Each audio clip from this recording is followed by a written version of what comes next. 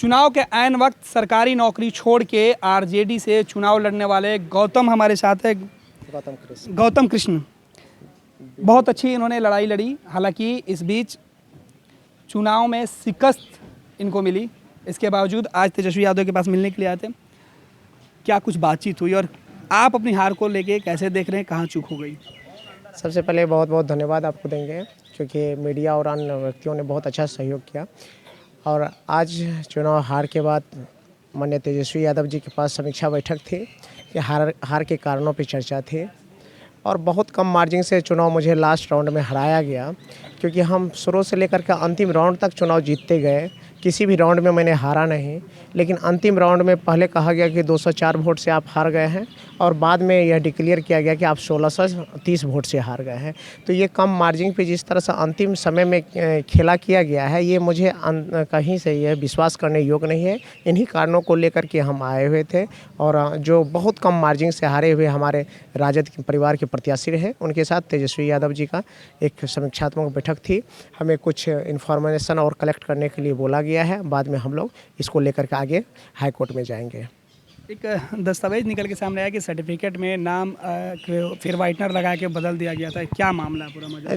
जी, मेरे प्रत्याशी जो जीते हुए दर्शाए गए हैं, उनके नाम में व्हाइटनर लगा हुआ है। आप चाहें तो उनको देख सकते हैं।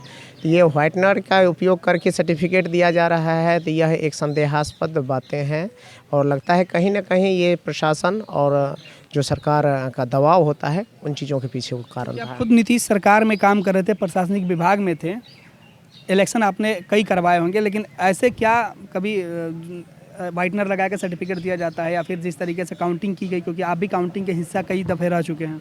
जी बिल्कुल, ऐसा नहीं हो सकता है कि व्हाइटनर लगा करके इतने संवैधानिक पद की महत्वपूर्ण आपको डॉक्यूमेंट देना होता है, सर्टिफिकेट देना होता है। ये कहीं से भी लीगल नहीं है, इलीगल है। तो हम इसको गलत मानते हैं। ऐसा मैंने भी आरओ के रूप में काम किया था, बीडीओ जब मैं था, तो मुझे लगता है ये चीज़ गलत है। और जिस सरकार जो वर्तमान सरकार है या जो बनने वाली सरकार है नीतीश कुमार जी की, यहाँ प्रशासनिक तंत्र को पूरी तरह से ये मतलब दबाव में रख करके और अपने अनुकूल काम करवाने की प्रथा बना करके रखी गई है। यहाँ ईमानदारी से काम करना ही मुश्किल हो रहा जा रहा है। उसका उदाहरण मैं हूँ और आज मैं रोड पे हूँ। गौतम कृष्ण आगे क्या करेंगे? जी बिल्कुल, मैं शिद्दत से चुनाव लड़ा था, अंतिम समय में हारा हूँ और पुनः अपने पार्टी के दिशा निर्देश के अनुसार काम करूँगा और मजबूती से जनता के बीच में जाऊँगा, फिर सेवा करूँगा। और मुझे तो लगता है कि पहले ये सरकार बहुत दिन चल ही नहीं पाएगी।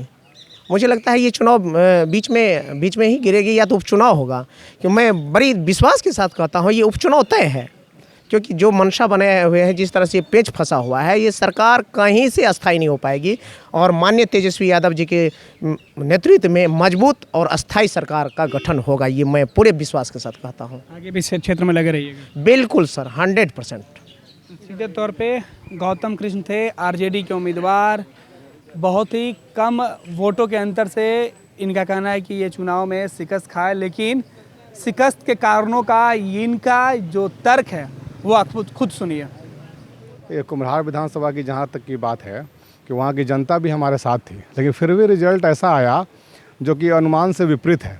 ऐसा लगता है मानो कि किसी ने सब कुछ पहले से सेट कर रखा हो। अभी भी अगर आप जाएंगे कुम्हरार विधानसभा के जनता के बीच, तो उन लोग भी मानने को तैयार नहीं है कि आरजेडी के जो कैंडिडेट में डॉक्टर धर्मेंद्र कुमार की हार हुई है। वास्तव में वहाँ की जनता की हार हुई है और ये हार दिलाने का काम एनडीए के लोगों ने किया है। एनडीए का कुछ ना कुछ कहीं ना कहीं से चाल है और पूरी जनता हमारे साथ है। धर्मेंद्र जी, आप लोग इलेक्शन कमीशन के पास कंप्लेन करेंगे? जो रीडिंग में एक वीडियो फोटो मांगा गया था, तेजस्वी यादव ने कल ही कही थी। हम लोगों ने तो मांग किया है, लेकिन चूंकि इलेक्शन कमीशन पूरी तरीके से एनडीए के इशारे पे काम कर रही है और आने वाला समय में आप देखिएगा कि बिहार की जनता एनडीए को छोड़ेगी नहीं, खास करके इलेक्शन कमीशन के मुद्दे पे।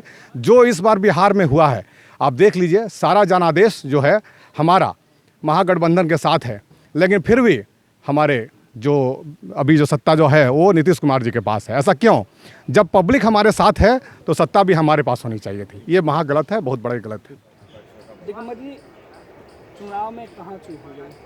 चुनाव में काउंटिंग के समय चूक हुई। चुनाव में तो कहीं चूक नहीं हुई। उसने अपना जो धन जन बल धन सबका व्यवहार करके चुनाव तो हुआ, दिल्ली में जीत रहा था, लेकिन काउंटिंग और में जो पोस्टल बैलेट एक दिन पहले रिटर्निंग ऑफिसर ने 2242 वोट पड़ा है। और चुनाव के दिन उसने जो है लास्ट में जब सारा गिनती ख़त्म हुआ 11:30 बजे जब ये सब फाइनल हो गया ईवीएम का काउंटिंग, उसके बाद बताया कि 1103 जो है पोस्टल बैलेट आया था, जिसमें इनवैलिड कर दिया 169, रेस्ट में हमको 536 और जदयू को 310 शो करते हुए हमको जो है 981 वोट से हरा दिया। और काउंटिंग के दरमियान एक बार लाइन भी कटा था। लाइन कटने के समय क्या हुआ नहीं हुआ, 10 नंबर टेबल पर जो है वीडियो है, बार बार जाते थे, कागज़ लाते थे। इसलिए मुझे पूर्ण संदेह है कि रिटर्निंग अफसर और जिला प्रशासन मिलजुल के जानबूझ के मुझे चुनाव से हराया गया है। अब आगे क्या कीजिएगा? आगे मैं समाज सेवा कर रहा हूँ, करता रहूँगा। कमीशन के खिलाफ शिकायत एकदम कराएंगे, निश्चित रूप से कराएंगे। उच्च न्यायालय जाइएगा? एकदम जाएंगे उच्च न्यायालय।